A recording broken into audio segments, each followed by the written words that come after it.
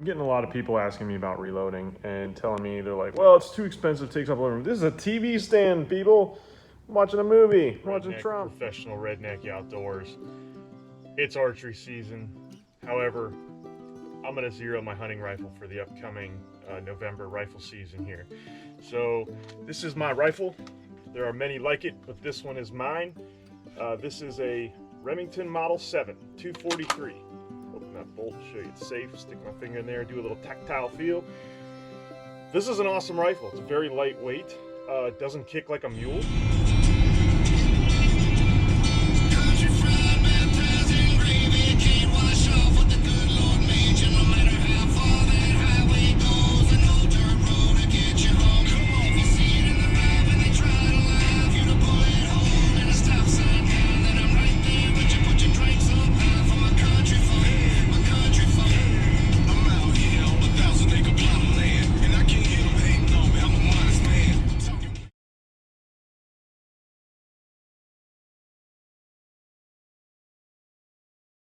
We're gonna resize some 243. So if you look, I've got some fired cases. These have just been once fired, already picked off the range. They have not been cleaned.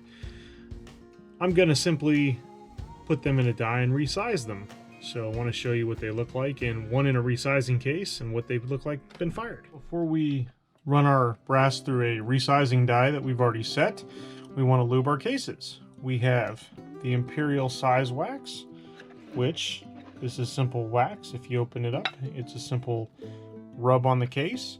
Or we can take our spray lube, put them in a bag, and simply just go, and then we take our bag and we shake it up real loud, and that'll lube our cases for us. But we want to do that before we put it in the actual press to resize. Folks, I'm going to show you how to set your sizing die.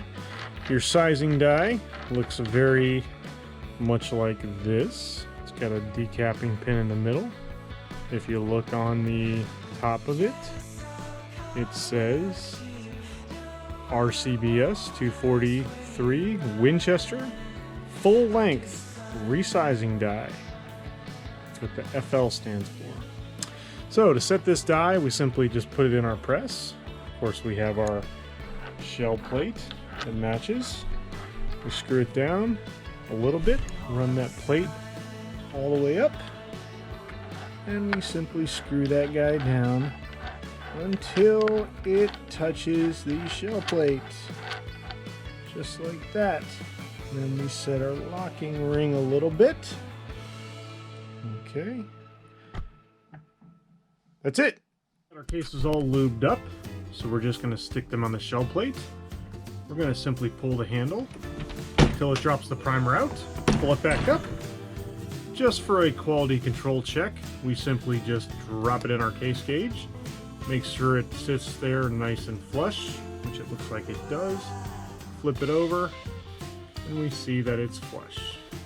These cases are now ready to have a new primer and to put powder and a bullet in them. Hey folks, we're going to go over how to prime cases.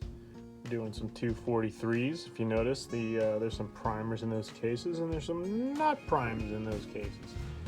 Alright, so we're going to go over some ways to do it on your press here. If you look, I've got an actual primer system here. When I push up just a little bit, it's under spring tension, it's going to actually shoot a primer in there. So you can get hand primers, but just going to show you how to do it on a press since you already have one. So I take a primer, and I simply drop it in, primer side up.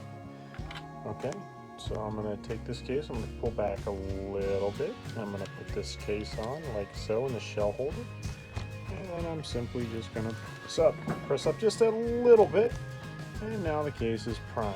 Pull back a little bit on the handle, and presto, case is now primed. Okay.